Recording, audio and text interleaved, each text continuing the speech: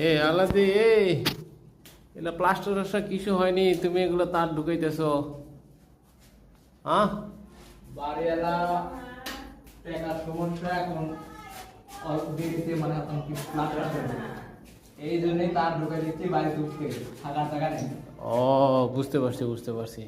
তো মানুষ যদি বলে তার ঢুকাইলে পরে শর্ট হয়, প্লাস্টার করতে পানি টানি দেয় শর্ট হয়, তার পুষে যায় বলে এটা কোনো কথা? আমরা এখন ইয়ার ভিতর জোড়া দেই না, আমরা সুইচ মানে সুইচ বোর্ড। ও তুমি কোনো জোড়া ব্যবহার করো না, একবারে switch board to switch board. এখানে পানি পড়লেও কি সারাদিন পানির মধ্যে পড়ে থাকলেও তার কোনো সমস্যা হবে না নাকি? হ্যাঁ, ও ঠিক আছে, লাও তাহলে টানা যাবে। লাও কোনো একটা জোড়াও যেন কোনো দেওয়ালের ভিতর বা ছাদের ভিতর কোনো প্রকার যেন জোড়া না থাকে। একবারে যেটাই কারেন্ট লুপিং করলেও তোমার ওই সুইচ বোর্ড তো সুইচ বোর্ড দিবা। হ্যাঁ। আর নিউট্রাল নিউট্রাল যখন ইয়া করবা ওই পয়েন্ট টু পয়েন্ট একবারে ডবল নিতে হবে, যেখানে দেবে সেখানে দুই তার হবে। ঠিক আছে, লাও তাহলে টানা যাবে, সমস্যা নাই, টেনে দাও।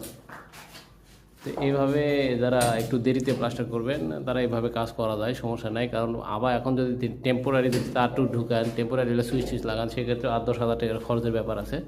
সেক্ষেত্রে আপনি ডাইরেক্টলি তার ঢুকে সুইচ এগুলো লাগাইতে পারবেন। পরবর্তীতে আপনি তখন খুলে ফেলে দিয়ে প্লাস্টার করতে পারবেন, সমস্যা নেই। খুলে প্লাস্টার করে আবার লাগাই দেবেন। ধন্যবাদ, ভালো থাকবেন সবাই।